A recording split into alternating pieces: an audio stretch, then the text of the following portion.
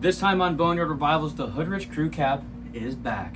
We got a lot of work to get this thing ready for Hot Rod Power Tour, and today we're going to start wrenching on it to get it ready. Today we're going to be changing out our heater core, and let's jump into the video. Hey, I'm Robert. Welcome to Boneyard Revivals.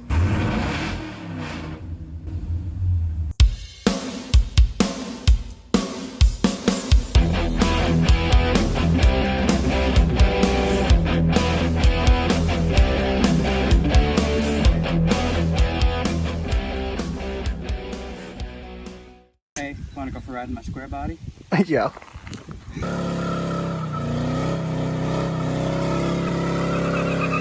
So like I said, we're going to be replacing our heater core today on this. The one that's in it leaks, and it's leaked ever since I bought it off of John. If you haven't seen the video of us going to pick this truck up, you need to go see it. I'll try to remember to leave a link right here. Just an awesome journey, and John's a heck of a guy. But he actually bought this heater core because he knew that the one that was in this went bad. So today we're going to be putting that in. So yeah, having heat in this thing is going to be crucial for us because basically my girlfriend will stop complaining. You know, happy wife, happy life. Am I right, boys? So let's get into changing this out. So what we got to do here is there's a few bolts on the top side. There should be, I think, 2 over here, and there's going to be 1 all the way down in the bottom underneath your box. Basically, your blower motor's right here, and all this stuff kind of connects. You have to take those bolts off to get the box on the inside of the truck to drop out. So like I said, the bolts you're gonna be looking for, there's 1 there.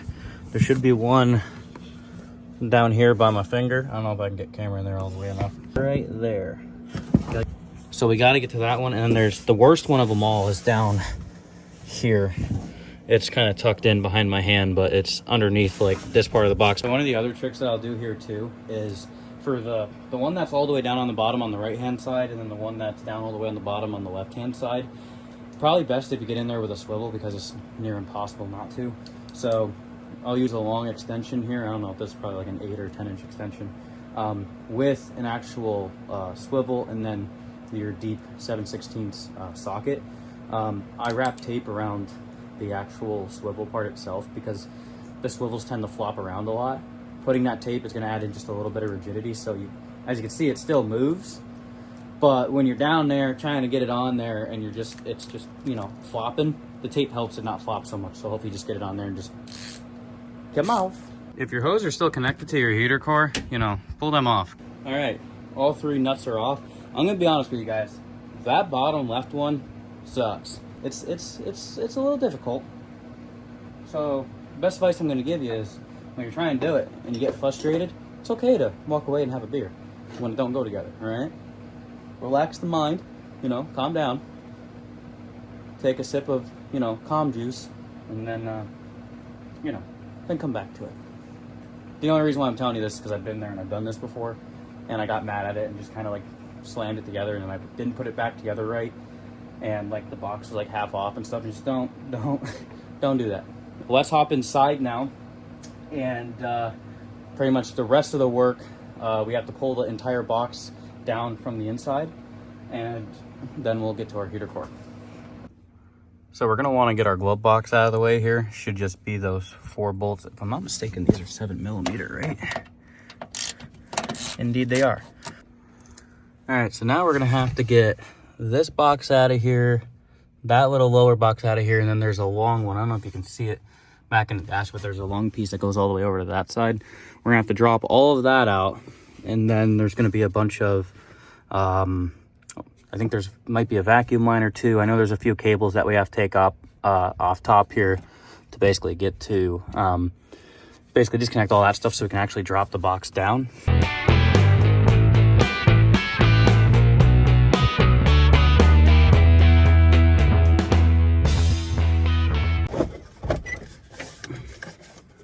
So we gotta watch these vacuum lines here. I want to be careful with them.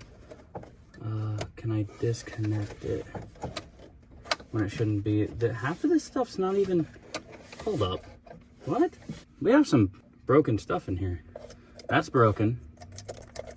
And then our actual like cable thing is not even connected to anything. Are you for real? And then that is mangled. Is that even doing anything?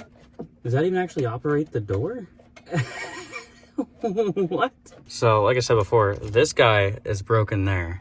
And then this threaded piece, if I'm not mistaken, is supposed to go, I think, to this swing gate, right?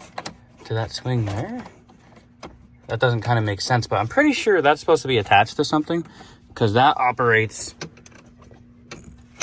that over there. So, okay.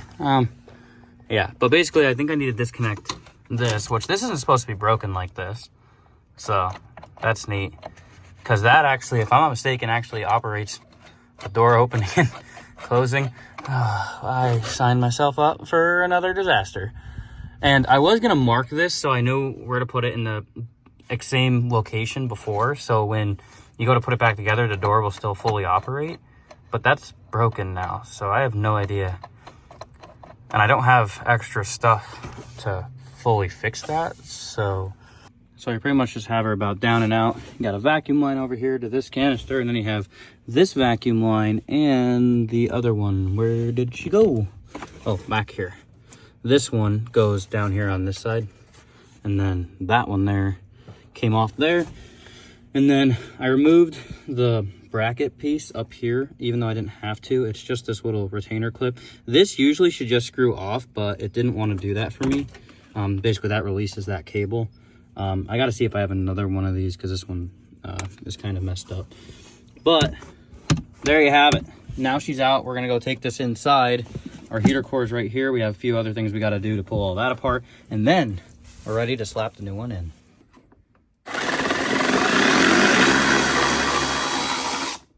There she is. There's that one. Now, for some reason, I thought there was another one up here, but I don't see one. This one's weird. So there's a bunch of bolts over here, and I don't know if maybe this whole back plate comes off. Now, some of these boxes are different too. So, you know, if you're watching this at home and trying to, you know, figure out, there is some small differences. I'd be lying if I said I remembered this because I did the heater core on the square body, and I don't remember it being like this.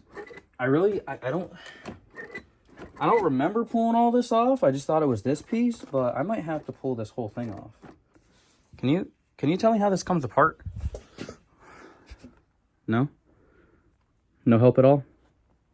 All right, well, you keep chilling over there. We're gonna keep working over here. All right, so this thing is totally messed up because we're still fighting to get this whole thing off, and I got the vacuum canister loose, so that's free now. This guy broke because it's all the way in, and you kind of have to basically press that out. But as I was pressing it, it decided it wanted to be fragile and break. Awesome.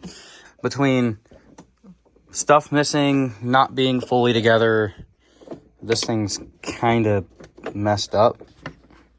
That rod there goes up through into that hole. And basically, in order to get that out, it should press out. But because the plastic's so old and fragile, basically it started going. And I was trying to watch how hard I was hitting it, and then I just hit it and it just snapped right off. What is it with me and heater core boxes? Because I had a bunch of issues with the other one in the square body too. Just got to be a little more patient than that. You can't get all rammy. Lesson learned, folks. Lessons learned.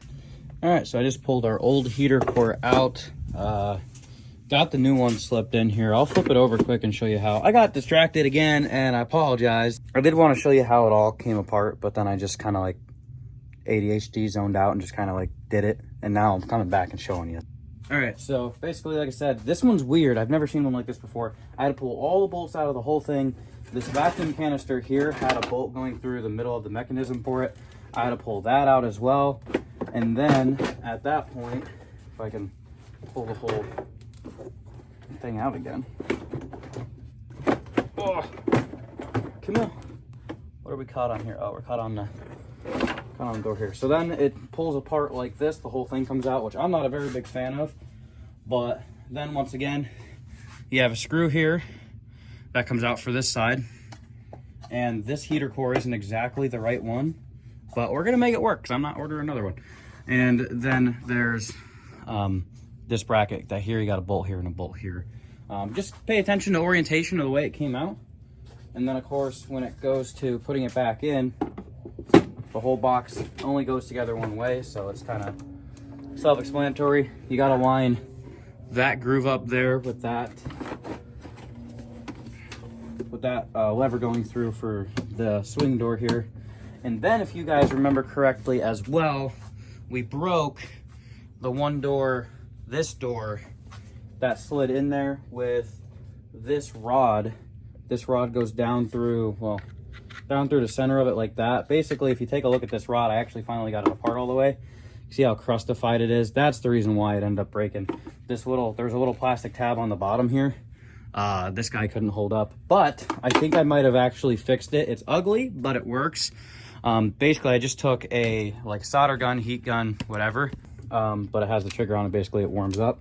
Basically, what I did is I set it back in there and basically just kind of let it melt the plastic back to itself and adhere. It's going to be super brittle, so I'm going to have to be super careful putting it back together. I hope it holds up. We got our rod back in here, and she is smooth as butter, boys. And hopefully our little plastic weld job holds up there, but I think we're good here. Now I need to reassemble the rest of it, starting with this vacuum canister. I have to sneak that bolt back in. Then we're pretty much at that point ready to go throw this back in, up in the truck.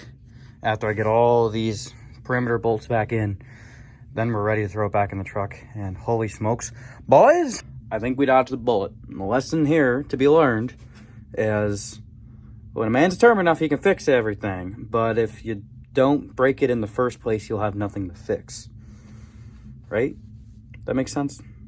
Sure, just be gentle is the main. Patient and gentle. Two things that I am not.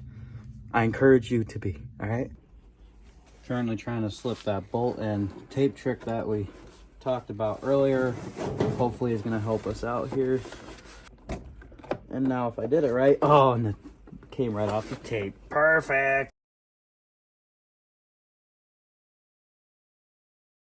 Celebrate good times, come on.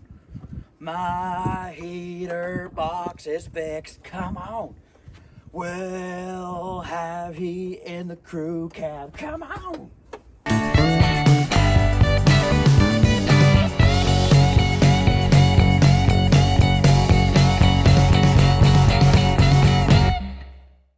All right, all of our vacuum lines are back together. What I'm fighting now is getting all of this stuff connected back up. This was broken when we went to take it apart, so what I'm doing right now, I don't know if it's going to work or not, but we're going to swing it. I have this little chunk of metal here that I cut off and 90'd. Basically what I'm going to do here, in case you couldn't tell, there's markings on this plastic here where you can kind of tell it, you know, where the bolt sat. And basically I'm going to line all this stuff up with that. I'm going to drill and slot a hole on this side to take the face of this cable. And then so if that's the face side, like that would be facing like out that way. And basically it slides on like that. Then I'm going to drill the hole down here.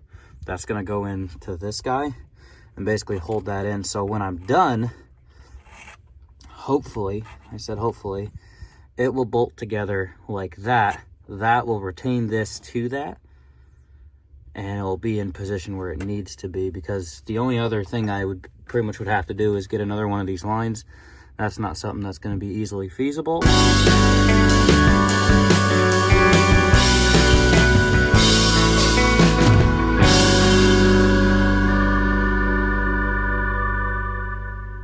Here's what we came up with. Hole here for down here. Little slot. Basically, it's just going to drop over like so and hold that in place. Let's see if we can make her work. Boys, we are making progress. The original clip that was here broke, or was broken, I think, because I don't remember it being there because that was just loose. Lucky enough, when you have enough GM vehicles laying around, aka, you know, Black Betty over there donated some parts. You know, the boxes aren't exactly the same, obviously, but the clips were, so I robbed the clip out of that, because it's not like it's not like we need air conditioning in that thing. Not for where we're going with that, so, you know, and we don't need a functional heater box either. So thanks, Black Betty, appreciate you, baby girl. Thank you. All right. I think we're just actually about ready to throw this thing back in now and have it be completely functional, which will be... Let's get it in there.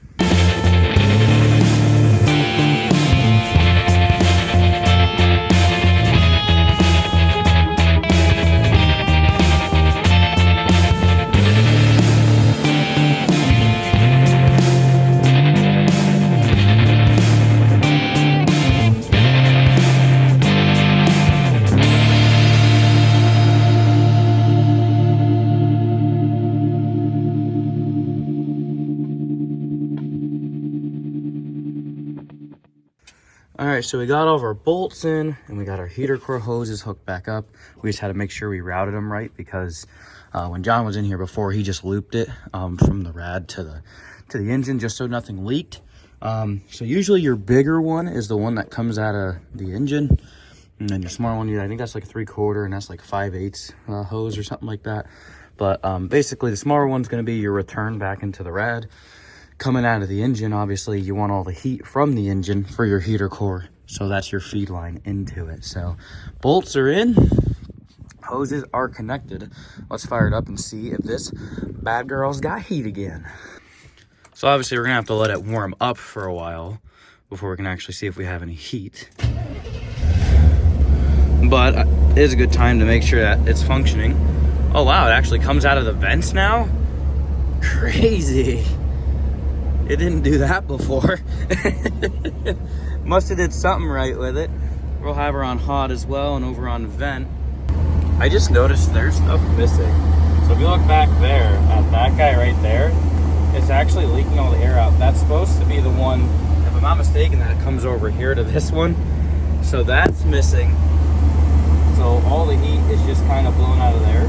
So maybe I'll like block that off or something until I can get another piece for that. But someone was in this box and someone just made an absolute mess out of this box. It didn't help that when I was pulling stuff out that I like broke that one door latch and whatever, but this thing's all sorts goofed up. Probably eventually have to get another box. That or there has been the ideas tossed around of doing a motor swap in this eventually, putting a different engine and potentially a trans in it. So if that happens, I've also was thinking about, you know, upgrading to like a vintage air setup or something like that. So it's all under the dash and it kind of creates more room in the engine bay. But for right now, to at least have heat back in this thing, you know, and if we can get it to somewhat function and I can figure out some more of the minor details so the air conditioning can work more on Power Tour this year. That's right, I said it. I'm gonna want air conditioning, you know, have that stuff working and somewhat functional. That'll make the old lady happy. So, you know, that's probably should be on the top of the old priority list. But the good news overall is that the heater core is in, it does not leak all over the floor, and we have heat in the crew cab once again. Well, there you have it. The crew cab once again has heat. We actually ended up discovering more broken stuff too. I don't know if you guys noticed it or not, but remember when I said there was only 3 bolts in that box? The top corner of the heater box was broken off inside the cab. I don't want to say that I broke it. I'm pretty sure I didn't, but there's a chance that I did. I don't want to go accusing anybody else. So if I broke it, I broke it, or if somebody else that was in there last broke it, well, but you know, either way it's broken. So yeah, we're just going to have to eventually probably get another box or figure something else out, but it's back in there and it's functional. Hope you guys learned something. If there's anything that any advice that I can give you guys when you're doing this, be super gentle and super patient. That is something that I've been trying to teach myself for the past how many years now. But, you know, just be patient with it. Try to work with it. And just take your time and do what you can. All right? That's going to do it for this video. Thank you guys so much for watching. Get out in the shop. Start wrenching on your projects because your dreams will never come true if you don't put the work in. We will see you next time here on Boneyard Revivals. Take care.